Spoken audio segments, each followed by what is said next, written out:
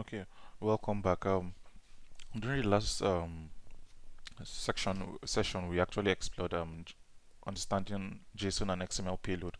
So they want to be saving this data into a MySQL database, which we actually have currently working on the cloud, an Amazon RDS. So basically, today what are we just doing? It's pretty simple. We are trying to in previous episode we covered how to create this database on Amazon RDS. So today we are going to just be creating a database and setting up a table which we'll be using to save our data gotten from the JSON payload.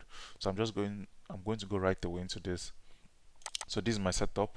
If you have not seen this, I think you just need to catch up with some of the extension classes that we did to be able to cover up. So basically, we'll just want to go quickly. We just want to create a database. So the name of the organization we are working for is WePost. So it's simple. Create a database. So the reason why I like using this tool is the hints, because sometimes you might forget the keywords. So I'm just doing WePost is the name of the database. So I just test this. I execute this. It says the database already exists. So basically, we are starting again from the beginning. So um, I'll just I don't need to drop this because we covered this in the last course. So basically, I'm going to create a table called transactions. Yes, pretty simple instructions. I'll explain everything line by line. If you're not very familiar with SQL, I think you might just want a little clarity on how it works. So we are creating a table called transactions. What are the columns you are going to have? You're going to have a column called ID. The data type is going to be an integer. It can't be null, it can be empty. At every point in time it must be filled. That's what not null means. And also it should have a particular feature called auto increments. That's we don't need to send in a particular number. The system knows, okay, this field generate the next number for us. Then the next thing is we want to be able to get a from state like we have been working with, which is going to be a varchar. Varchar is just a data type which has we can make this, let's say, 30. I don't think any states would have, I'm not sure any state has more than this. With the next thing we have two states is also a varchar, 30 as well. Amount, normally it's amount, it should be an integer, but for this scenario I'm using a varchar, and most times numbers it doesn't get up to, I'll just use 7 because in a scenario I doubt anybody will be paying up to 1 million for sending packages. Customer name, because we are dealing with customer name, this can actually get pretty long, so I'll just leave it at 255. You can do 200 if you want, but just maximize it. Then address as well, address can be pretty long as well. I'm using a 255. We do this, and the last thing is just to say, okay, we are going to have a primary key on this table, and it's going to be a ID field. So basically, no two values in this particular row cannot be the same. Then this is the end of our query. So basically, let's say it seems pretty good to me, no errors. I just execute this. So basically, we made a mistake. We need to, before when we start here, we need to say tell database you want to use. We say use name of our database is called WePost. So I'm just going to use the WePost. So it's okay. You can see a green. Yeah. So I now execute this. Create table. So basically everything looks okay to me. So I'm just going to select all from this table, just to see what the structure is like. So it helps us get a better picture. So you can see this ID from to amount, customer name, address. So basically, this is what we are going to be doing. We are done with MySQL. We are now going to remember this database doesn't sit on our system, it sits on the cloud. It sits on Amazon RDS. So let's go right away into our Mule. Any points to do, create a new file. So what do we call this? So we're calling saying you say JSON to DB. So basically, in real scenario, in the real world, you would use the name of the scenario. For example, this would be save JSON payload to DB. But I don't just want to get this. I don't want to complicate things because I'm working with quite a lot, some couple of technical users, so at least they can easily have access to the materials right from the scratch. Have access and understand just from the name, even though they don't understand the business scenario. We just use JSON to DB. Finish. Um, so basically, I'm using a listener, the logger, and I'm going to use a database insert. So I'm just inserting one line, and I want the message. So I just want to output message. Get started and try this simple scenario. Okay. So what are we doing? So this time around, I'm not going to forget to convert this to a post request. These are you can actually leave this yeah, but in production you might want to increase this if you're actually doing heavy work. 512 seems pretty okay to me for test development, but if you're doing heavy work you might want to increase this. So my part here is going to be JSON to DB, database for DB. The configuration I've already, like if you followed, I've already configured this HTTP incoming, so it's just I just do this. So my in the loader I want to write, I just want to write info received for customer, and to make things quick, let's just copy what we have done previously.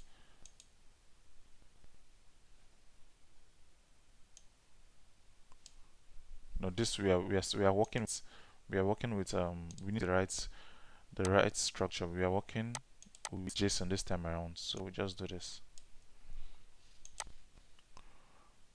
I think one thing as every developer, you need to know how to be able to copy and reuse your code. So the next part is the next part is the interesting part. You need to be able to configure your database. So the reason why I did not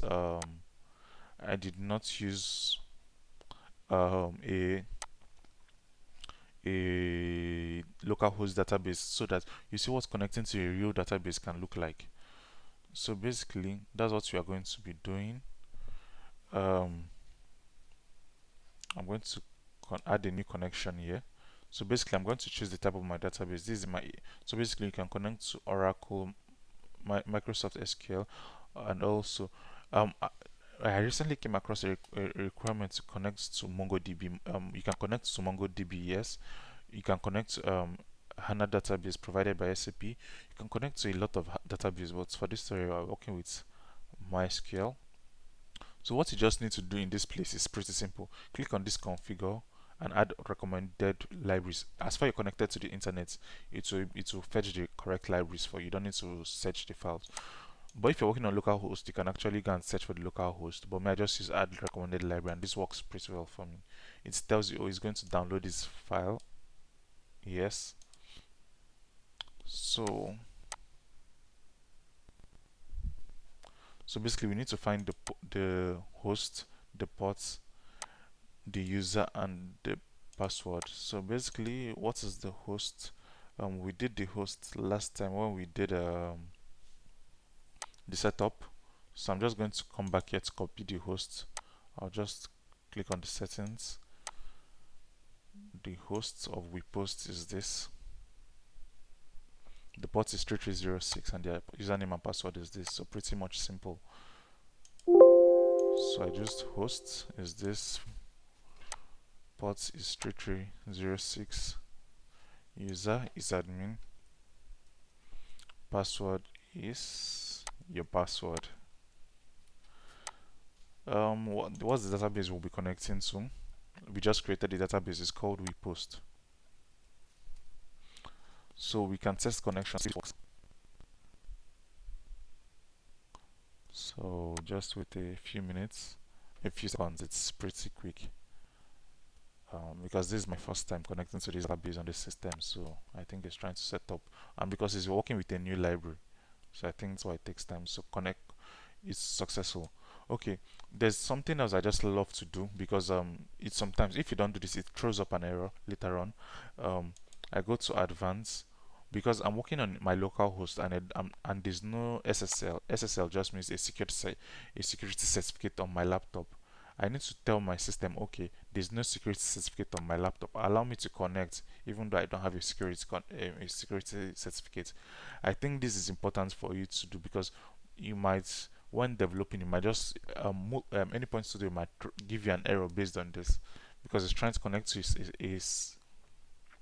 a server that's not on your system. So basically, what you just need to do is come to we are on the general tab. You come to advanced, you click on connection properties, you do edit inline. All you just need to do is click on new.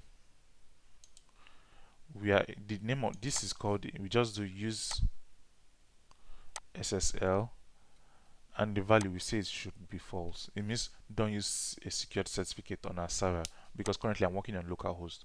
But if you have an SSL set up on your system, that's fine because based on new requirements by MSQL, you might need a security certificate to actually deploy your production.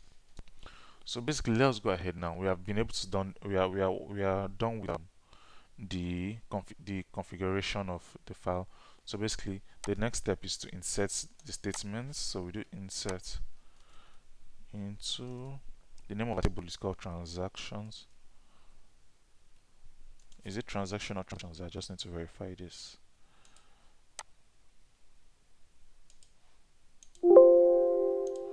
So what is the name of our table? Transactions. Okay, that's great. So the name of our columns and the name of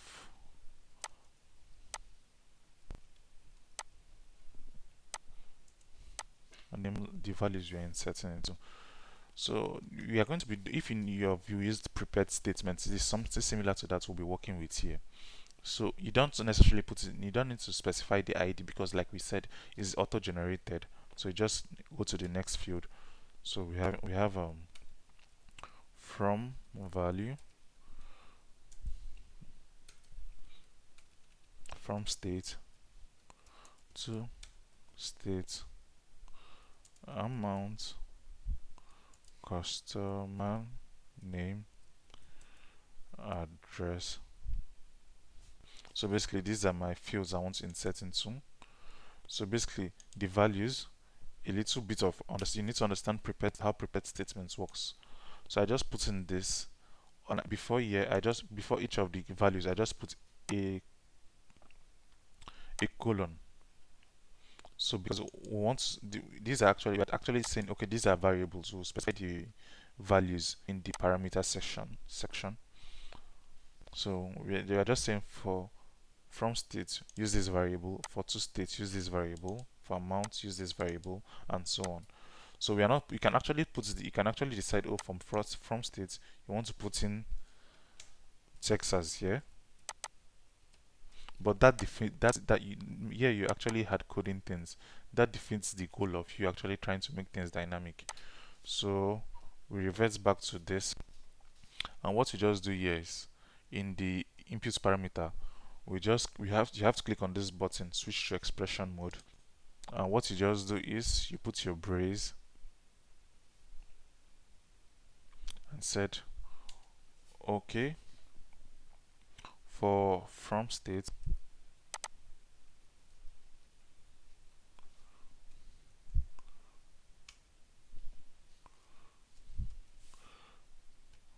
The variable should be from payload. So now this is a different type of query. Now notice that I'm not putting the hash, because now I'm no more using the MEL. I'm using what you call data weave. So there are two kinds of expressions or two types of syntax in the anypoint studio. You can be using MEL, but when you're doing typical data manipulation, data extraction, you would be using data weave and not more the MEL. So now it's something similar, but it's just that you don't put those symbols. So I'm just going right away to payload dot from state. So this is what I'm going to be sending my from my postman. The next is to state, which is similar.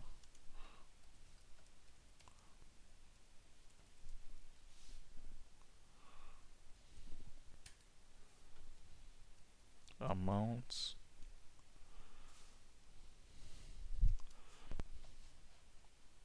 What am I sending here? I'm going to be sending the payload dot amount. I try to use the same name across all environments, but sometimes this is not the case when you're especially working with complex ERPs like Salesforce, Microsoft CRM. The names are about to change. Then also when you're working across different languages, you might not be able to use the same names. Customer names, customer name. This is going to be payload dot customer name, and the last one is address. I skipped the brace. Address.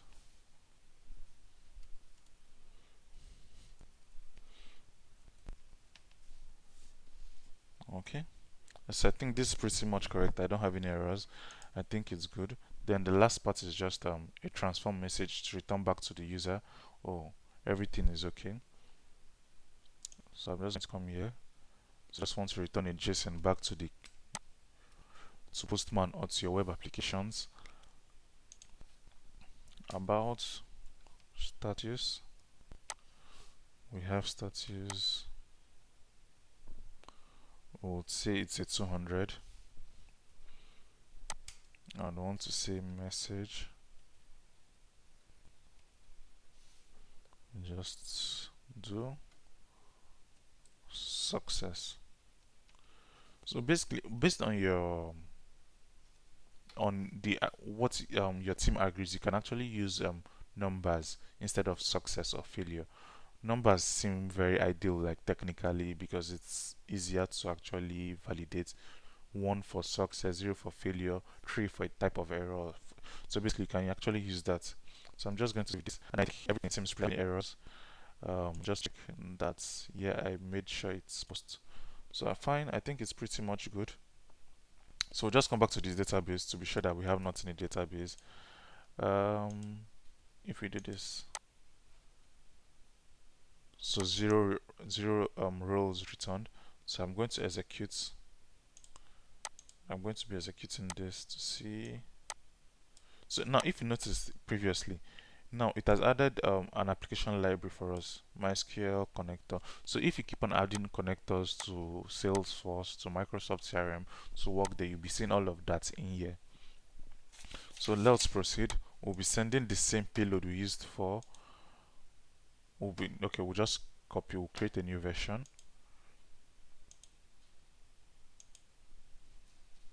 We'll create a new version, and remember it's a post request. So what is the name of our listener? Um, JSON to DB. So I just put it here. So we have a body, and this is going to be a type JSON. So I'm just using the same value. I'm going to be putting it here. Let's see what happens. And we'll wait for. So it seems it went through. So let's check our database if it actually went through. So it's everything seems okay. Let's just add one more, do one more query to see rather for Tesla, not for Tesla. We should work with